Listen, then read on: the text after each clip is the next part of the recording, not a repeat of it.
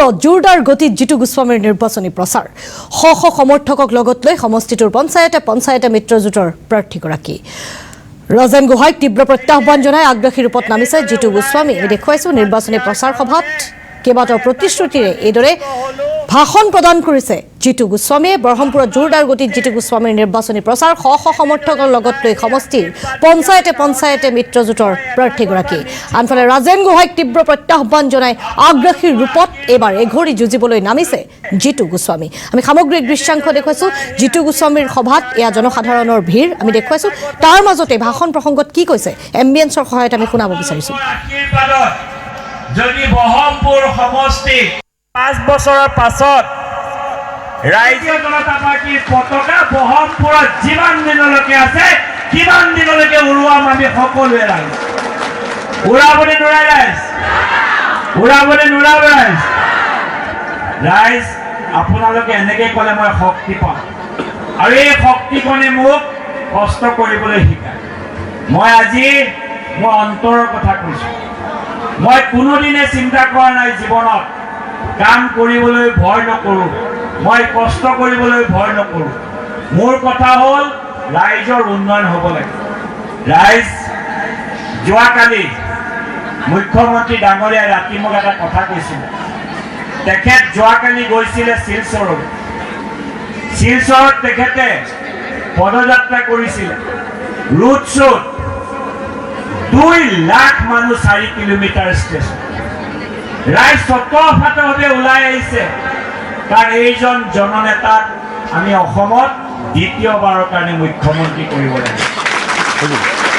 ওলাই আহি আশীৰ্বাদ দিয়াৰ কাৰণে মই ৰাজনৈতিক নেতা হ'লো। এনেকুৱা নেতা আহিছে নিজৰ ৰাজনীতিক কাম স্বাৰ্থ নহ'লে ৰাজনীতি বাদ দি দিয়ে। হিমন্ত বিশ্ব শৰ্মা ডাঙৰীয়াৰ দৰে নেতা যোনে যুঁজিবও জানে, আনিবও জানে, সপোন দেখিবও জানে আৰু সপোনটো দি থকাত পৰিণীতও কৰিব জানে। হিমন্ত বিশ্ব শৰ্মা ডাঙৰীয়াৰ লগত আপুনি কাম কৰিলে গম পাব, নেতৃত্ব দিয়াৰ তেওঁ অধিকাৰ আছে, নেতৃত্ব দিয়াৰ তেওঁ সক্ষমতাও আছে আৰু নেতৃত্বৰ কাৰণে তেওঁ যুঁজিবলৈ তেওঁৰ সক্ষমতা আছে। এই গোটেই কম্বিনেশ্যনটো এজন নেতাত বিৰল। মই সেইকাৰণে কৈছোঁ ৰাইজ, অসমৰ ৰাইজৰ কাৰণে, বহৰমপুৰৰ ৰাইজৰ কাৰণে এটা ভোট আমাৰ কাৰণে বহুত ডাঙৰ কথা। এটোপাল পানীহে এখন সাগৰ কৰে। আমি ভাবিব নালাগে যে এটা ভোট দিব নাযালে একো নহয় বুলি। বহৰমপুৰ পঞ্চায়তত যোৱা এছেম্বলি ইলেকশ্যনত মাত্ৰ 62% ৰাইজে ভোট দিছে। 38% ৰাইজে ভোট দিয়া নাই এটা পঞ্চায়ত।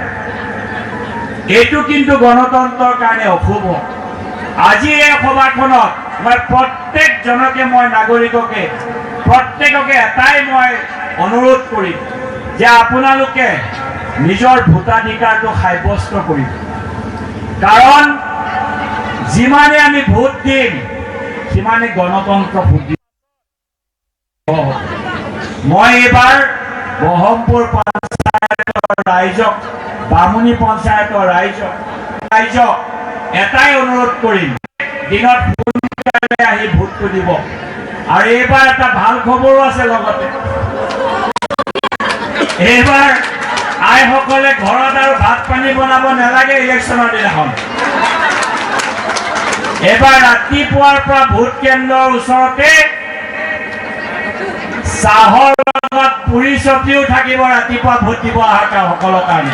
4টাৰ পৰা একে 3টা-4টা বজালৈকে ভাতো থাকিব। আমাৰ আৰু এইবাৰ এটা কৰিব নালাগে, ভোটটো দি ধুনীয়াকে ভাতটো খাই ঘৰলৈ যাব পাৰিব। এইবাৰ ৰাইজে কষ্ট কৰিব নালাগে, কাৰণ ৰাইজে ইমান কষ্টৰে যোৱা 5 বছৰ মোক জিকাই পঠাইছে।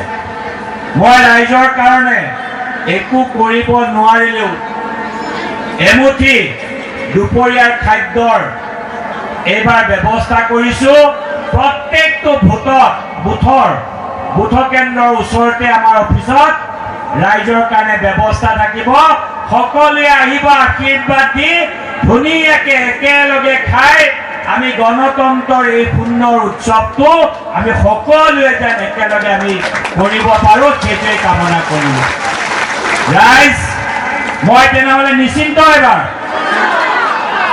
হয়তো বহুতে মোক কৈ থাকে বোলে এই অমুকটো ৰাজেন গোহাঁইৰ লগতে গুচি গ'ল বহুতে মোক খবৰ দিয়ে দাদা একদম পোষ্টাৰ মাৰিছে ৰাতি ৰাতি আহি ঘৰত এনেকুৱা নেকি এনেকুৱা হয় নেকি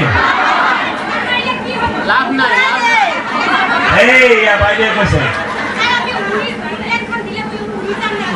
একদম ঠিক কৈছে বাইদেৱে বাইদেৱে ঠিক কৈছে একদম দিয়ক এইটোৱে শক্তি বাইদেউ মই এটা কথা কওঁ আমাৰ তাতে শগুনবাৰী বাগানৰ ল'ৰা এজন মোৰ তাত পৰহি ৰাতিপুৱা গৈছিলে মোৰ ঘৰলৈ গৈছিলে গৈ মোক ক'লে মই তাক কৈছে তুমিতো ৰাজেন্দ্ৰৰ লগত ঘূৰি আছিলা মোৰ তালৈ কিয় আহিলা তাক কৈছে দাদা মই এনেকুৱাটো নহয় মই যোৱা নাছিলোঁ মোক মাতিহে লৈ গৈছিল মই হয় নেকি বোলে তেনে কিয় গুচি আহিলা কৈছে নহয় দাদা মই গৈ ক'লোঁ মোক ক'লে তুমি অসম জাতীয় পৰিষদত জইন কৰা মই ক'লোঁ দাদা এটা কথা আপোনাক সুধো বেয়া পাব নেকি বোলে কি বোলে মই জাতীয় পৰিষদত জইন কৰাটো ডাঙৰ কথা নহয় কিন্তু আপোনাৰ নিজৰ ল'ৰাজনক আপুনি কিয় বিজেপিৰ পৰা আনিব নোৱাৰিলে নিজৰ ল'ৰাজনে বিজেপিত আছে বিজেপিৰ পৰা কিয় আনিব নোৱাৰিলে তেতিয়া ক'লে আপোনাৰ ল'ৰাজনক আপুনিতো জানে যে চৰকাৰ বিজেপি আহিব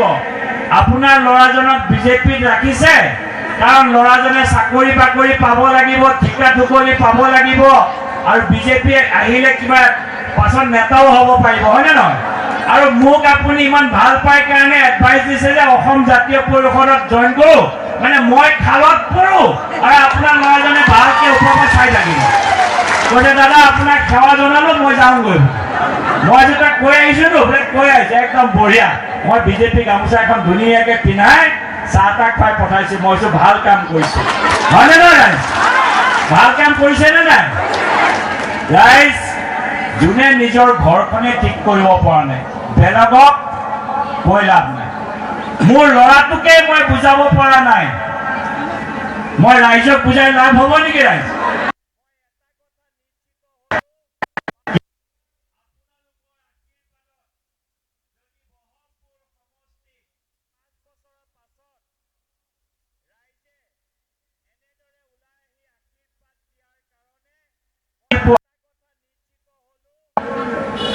ৰাতিপুৱা 6টা বজাৰ আগত বহমপুৰ হাই ছেকেণ্ডেৰী খেলপথাৰ পোৱাকৈ আহিব লাগিব বহমপুৰ পঞ্চায়তৰ যিসকল ওচৰতে আছে তেওঁলোকে আহি যাব আৰু যোনে যোনে আছে কাৰণ বহুত মানুহ হ'ব চকী আমাৰ কম মাত্ৰ 20,000 চকী ব্যৱস্থা কৰিছোঁ মানুহ প্ৰায় 50,000 মাতা হৈছে সেইকাৰণে আপোনালোকে সকলোৱে আহি সভাখনলৈ আহিব বুলি পুনৰ সকলোকে নিমন্ত্ৰণ জনাই মই মোৰ বক্তব্য ইমানতে সামৰণি পাৰিছোঁ BJP BJP AGP Narendra Modi